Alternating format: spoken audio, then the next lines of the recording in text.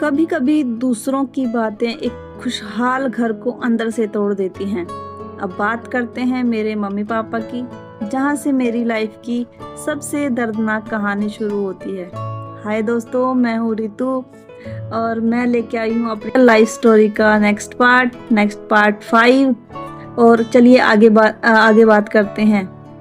दादी माँ बताती हैं तुम्हारे मम्मी पापा और उनका परिवार शुरुआत में बहुत प्यार से रह रहा था। मैं जब भी उनके घर जाती, तुम्हारे मम्मी पापा या फिर कह सकते हैं मेरी मम्मी दादी माँ की बहुत ज़्यादा इज्जत करती थी, बहुत प्यार करती थी।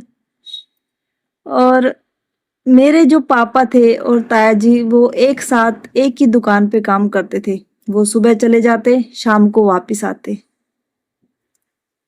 मेरे पापा की जो सबसे बड़ी जो कमी थी वो ये थी कि मेरे पापा सुबह से शाम तक ताया जी के साथ रहते थे।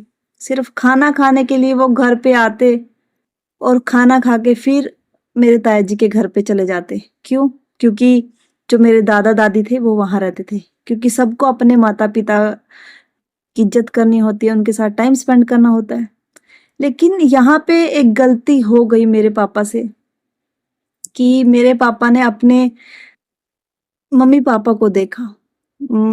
मेरे पापा ने ये नहीं देखा कि उनकी जो एक वाइफ है उनका घर पे वेट करती है। मेरे पापा ने ये नहीं देखा कि उनको अपनी वाइफ के साथ टाइम स्पेंड करना चाहिए, उनको भी थोड़ा सा एक मोटिवेट करना चाहिए, अप्रिशिएट करना चाहिए। मुझे लगता है एक औरत के लिए यही बहुत डिफिकल्ट समय हो जाता है जब वो अकेला महसूस करती है। और बात कर सकते हैं, यहीं पे मौका मिला हमारे जो पड़ोसी होते हैं उनको उनको एक मौका मिल गया कि घर को बर्बाद करने का, तोड़ने का। उन्हीं पड़ोसियों ने क्या किया, मेरी मम्मा के कान भरने शुरू कर दिए, या फिर कह सकते हैं उनके मन में शक पैदा कर दिया। शक पैदा होने के बाद जो घर में जो झगड़े हुए, जो कलेश हुए, मुझे नहीं लगता उसके बाद जो एक घर होता है वो बच पाता है। मेरी मम्मा बहुत परेशान रहने लगी। गुस्सा, दर्द और अकेलापन सब कुछ एक साथ, और एक दिन एक ऐसी घटना हुई जिसने सब कुछ बदल दिया। शायद मेरी मम्मा ने अपनी लाइफ को खत्म करने का फैसला किया। मैं उस पल को आप सभी के साथ इतना डिटेल में नहीं बता पाऊंगी, लेकिन इतना जरूर कहूंगी कि किसी के दिल में भरी गई गलत बातें कभी कभी लाइफ पर बहुत भारी पड़ जाती हैं। मुझे लगता है जो इम्पैक्ट होता है वो उस इंसान के ऊपर नहीं पड़ता, इम्पैक्ट पड़ता है उन बच्चों के ऊपर, उस हस्बैंड के ऊपर।